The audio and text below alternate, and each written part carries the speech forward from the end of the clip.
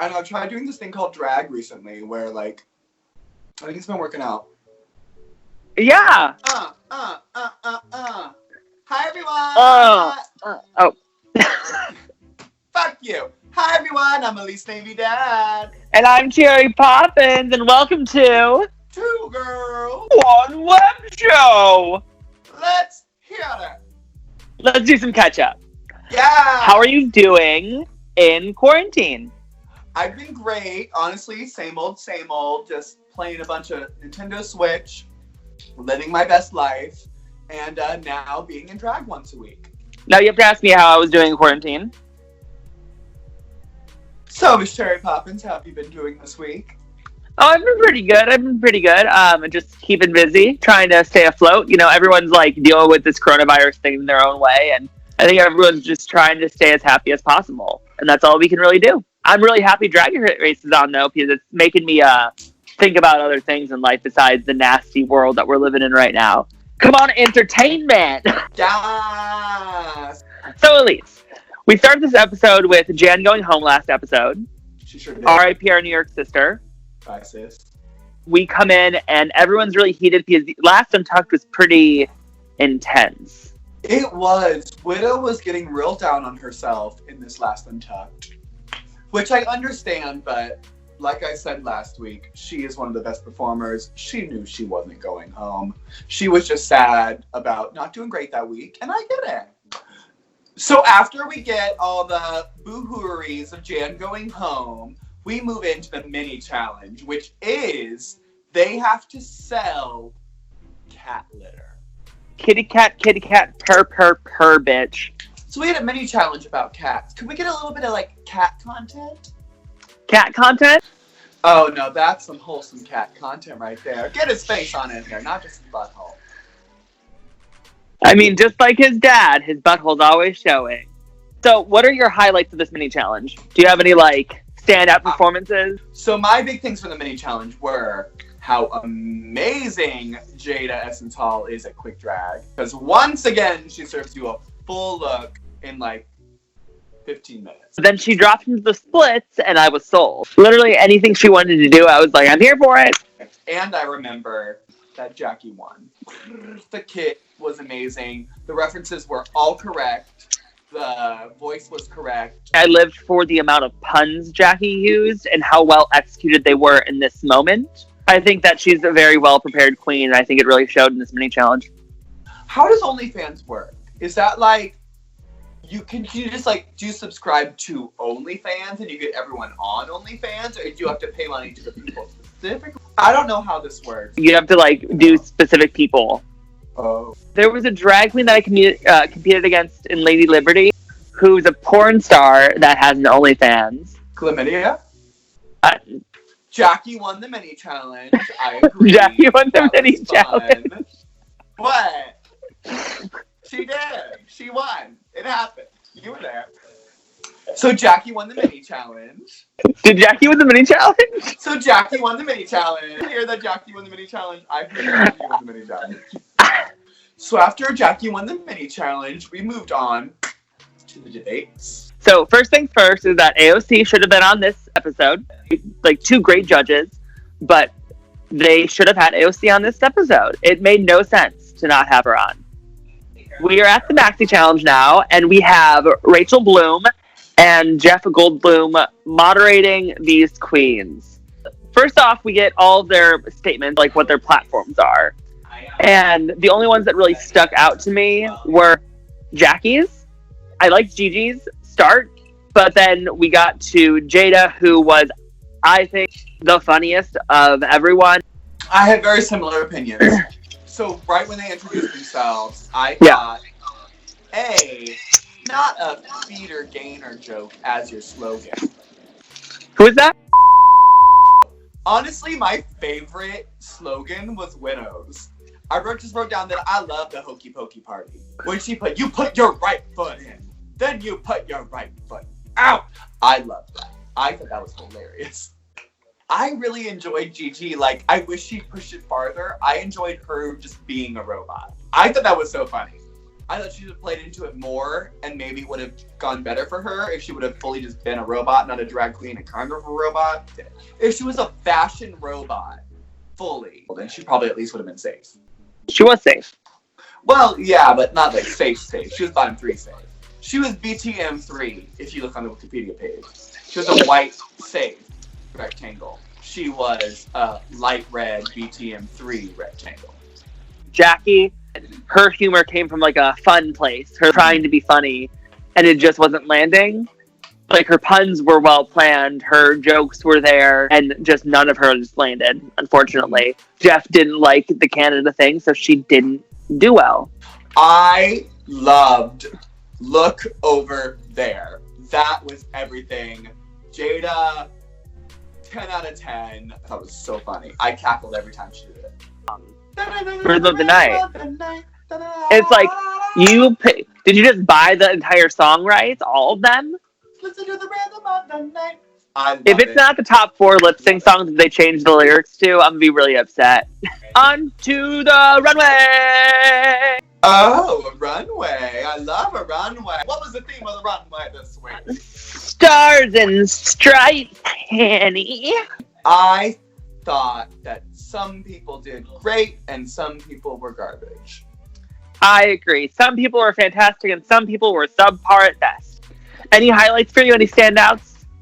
I thought that Jada was so good. I thought it was drag. It was fully stoned. She made it herself. The red, white, and blue in the hair was a little tacky, but I love a little bit of tacky. I thought it was drag at its finest. She did the assignment to the top T. Another top for me was Crystal. She gave Stars and Stripes, but she gave fashion. This reminded me of Sasha Velour's look from season 9, Village People Challenge. Like, it's stunning. If you want to talk about someone that knows themselves and knows what their brand is, we can talk about Crystal Method. She knows exactly who she is, what she wants to do in drag, every single thing. She has every step completed and every box checked. And that's the type of queen that I live for on the show. So I have one more person that I really, really did enjoy on this runway, and that was Widow Von Du. She gave stars, she gave stripes, and she gave a message. Honestly, I really loved it. The stars were coming out. They were Velcroed on, but they were the same on the front and the back. There was detail thought into it. The gown was gorgeous. The fro with the glitter in it or whatever was in it, it was fully sparkling. The only thing I really wish that maybe she had a bigger earring and some bigger bracelets. I wish it was a little more glamour, but honestly, it was the only one that did it for me. That was like, oh, you thought Stars and Stripes, and you said, I'm not going to do Red, White, and Blue. And I appreciated that. They loved what the message was. My only wish is that she didn't shop at Macy's to get her dress. It was a basic gown with Velcroed stars on it. What you're saying about Widow brings us into our next topic of who was in the bottom of our runway. I thought someone that you really liked had an absolute garbage runway, and that was Gigi Good. Where were the stars? Where were the stripes? All you did was a colonial look. The theme was not colonial. The theme was stars and stripes. So if you're going to interpret it, give stars and stripes. So there were 2 requirements. One was stars, one was stripes, and she did neither of the requirements. That was not the runway, and I thought she should have been in the bottom 2. Well, good thing you're not a judge in Drag Race. Another one of my bottom runways, unfortunately, was Jackie Cox. I mean, it was a great concept. Like, it just missed the mark execution-wise. I feel like that's what landed the 2 of them in the bottom 2. So unfortunately, Widow Von Du and Jackie Cox ended up lip-syncing for their lives. This is Widow's second time in the bottom and Jackie's first time in the bottom. We had a lip sync to Firework by Katy Perry. Yes. Do you know what Katy Perry's cat's name is? It's Kitty Purry. That is disgusting. So unfortunately, Widow Von Du and Jackie Cox end up lip syncing for their lives. Yeah, in the first couple minutes that Jackie started, I knew she was gonna win. I will say I enjoyed the plastic bag reveal. I thought Jackie was funny, but she didn't make me laugh. honestly, it wasn't my favorite lip sync. I feel like Widow lost this lip sync more than Jackie won this lip sync. I disagree, but that's okay. No one did anything. So Jackie laid down and did a sit-up. Well, and she also was using her dress as a broom down the runway. She was kind of just Swiffer sweeping the. She'd go woo woo woo woo thing like when you have a dress on, you floop and you flop it. Yeah, like a can girl. She was Meryl Streep of that runway. She was acting. You know who I don't want to see in a fucking lip sync is Meryl Streep. That's who I don't want to see in a lip sync for your life. Because you know where I saw it? In Mamma Mia. And you know what it was? Garbage Mamma Mia. I am okay seeing Widow leave. I didn't need her anymore this season. I really did want Widow to go to the top 4 just because, she's a Kansas City queen. I've known of her for so many years. I've seen her perform now for so many years. And she really is just one of the best. And if people don't like her for whatever reason, I think you need to give her a shot. Go to one of her live shows because it really will be amazing. Yeah, as a live performer, I could tell she has the fire that's there. Celebrity Drag Race. D-list Celebrity Drag Race. I mean, we had 3 really great celebrities. We had Bob Monet and Trixie on. That's what Celebrity Drag Race is. They just have all the drag queen celebrities come on and make over people who are also on TV. Sometimes. This is for charity. Stop yelling about the celebrities. It is what it is. You knew Tom Cruise wasn't coming on this show. You fucking knew. This is episode 4 guest judge, mid-season. We kind of know who they are. They've been on a few episodes of something, and they're going to come here and be in drag. It's for charity. Calm down. Enjoy the hour and a half of content, because you're just sitting at home anyway. So stop fucking complaining. It's annoying. We have nothing else to do right now. We have literally nothing else to do. Just watch. Or don't watch. Don't tell me really about quick, it. Significantly better than Drag You. This is what Drag You should have been, y'all. I had a lot of fun, though. I really enjoyed Snatch Game. I didn't really like the Kevina Hart thing. I thought it was funny, but I thought it was a weird choice. Only because his Kevin Hart impression was so good. Yes. That's why Rue was like, Kevina Hart, do this. This is funny. Do this. It was do it in drag. I thought that Kevina Hart was one of the best Snatch Games in history. As far as impressions go, it was up there. All 3 of them did better than anyone at the bottom of the Snatch Game. I think all 3 of them did better than the top 2 of season 11. Oh yeah, for sure. But Celebrity Drag Race is great, and I enjoyed it, and I am excited to see who's on next week. I really enjoyed it. I had a great time. It's for charity. It was an hour and a half of shenanigans that we wouldn't have had otherwise. Have fun. It's not that hard. Smoke some weed, drink some liquor, have some fun.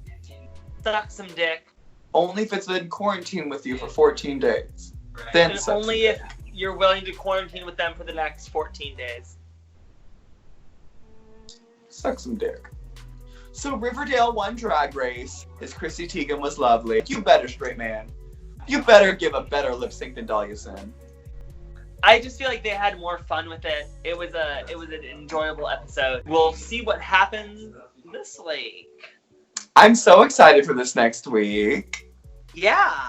Okay, everyone. So thank you all so much for tuning in this week for another episode of 2 Girls, 1 Web Show. I'm Elise Navy Dad. And I'm Cherry Poppins. Bye. Bye now. Goodbye. Bye. Bye.